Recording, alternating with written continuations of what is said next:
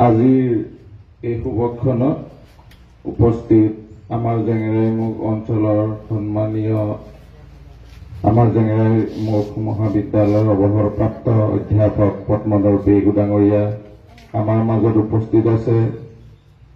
আমাৰ শিক্ষাগুৰু যতীন্দ্ৰনাথ পেগু ডাঙৰীয়া, নিটংতলীৰ সন্মানীয় সভাপতি সম্পাদক ডাঙৰীয়া আমাৰ মাজত উপস্থিত আছে।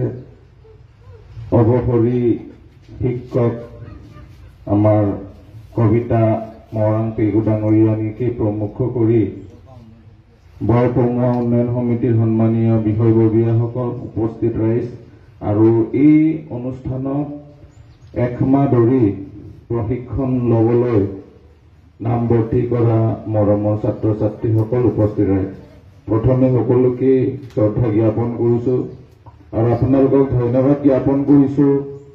1982 চনতে প্ৰতিষ্ঠা লাভ কৰা এই জেঙেৰাই নিটংতলী অনুষ্ঠানটিক পুনৰুজ্জীৱিত কৰাৰ কাৰণে আপোনালোকে যি প্ৰয়াস হাতত লৈছে, এয়া এক প্ৰশংসনীয় আৰু আদৰণীয় পদক্ষেপ আৰু আশা ৰাখিছোঁ আপোনালোকৰ এই পদক্ষেপে আমাৰ উঠি অহা প্ৰজন্মক সাংস্কৃতিৰ যোগেদি আৰু এই সাংস্কৃতিক চৰ্চাৰ যোগেদি আমাৰ জাতীয় যি সংস্কৃতি ধৰ্ম ভাষা প্ৰচাৰ আৰু প্ৰসাৰ ক্ষেত্ৰতো নিশ্চয় অৰিহণা আগবঢ়াব, এই শুভেচ্ছা জনাইছোঁ। আৰু আমি উঠি অহা প্ৰজন্মক এক মঞ্চ তৈয়াৰ কৰি এই মঞ্চৰ যোগেদি তেওঁলোকৰ ভৱিষ্যত সংস্থাপনৰ কাৰণে আমি কাম কৰিব লাগিব। আমি যিকোনো কাম আমি সদায় পাৰ্ট টাইম হিচাপে লোৱা আমি পৰিলক্ষিত হওঁ। আমি এই যুগটো এতিয়া আমাৰ প্ৰফেশ্যনেলৰ যুগ। আমি সদায় চিন্তাধাৰাবিলাক আমাৰ কৰ্মবিলাক প্ৰফেশ্যনেল হ'ব লাগে। আজি আমি নৃত্য শিকিছোঁ, এই নৃত্যৰ যোগেদি জীৱনত মই নিজৰ জীৱন সংস্থাপন কৰিম, এই সংকল্পলৈ আমি আগবাঢ়িব লাগিব।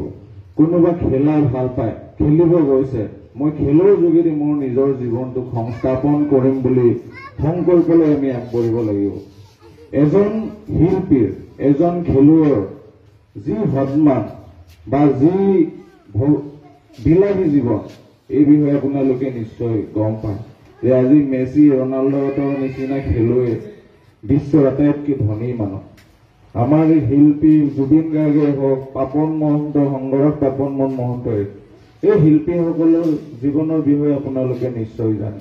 গতিকে আমি যদি যিকোনো কাম প্ৰফেশ্যনেলি চিন্তা কৰি আমি কাম কৰোঁ, নিশ্চয় সি এদিন সফল হ'ব। আমি কেতিয়াও কোনো এটা কামক আমি পাৰ্ট টাইম হিচাপে ল'ব নোৱাৰোঁ। খেতিয়কজনেও খেতিৰ উৎপাদনৰ যোগেদি নিজক জীৱনটো এক বিলাসী জীৱন কটাব পাৰে।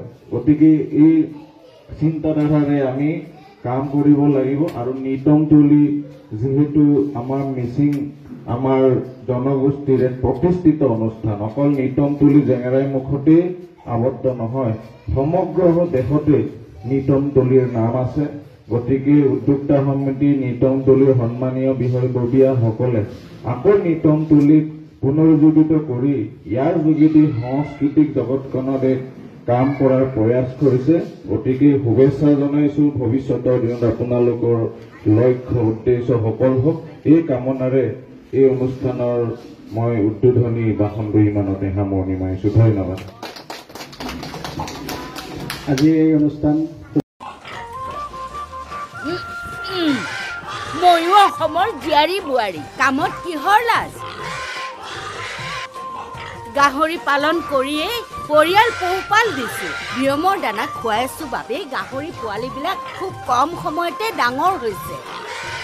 অতি লাভৱান ব্যৱসায়, আপোনালোকেও আৰম্ভ কৰক, কিন্তু নিয়মৰ দানা খুৱাবলৈ নাপাহৰিব।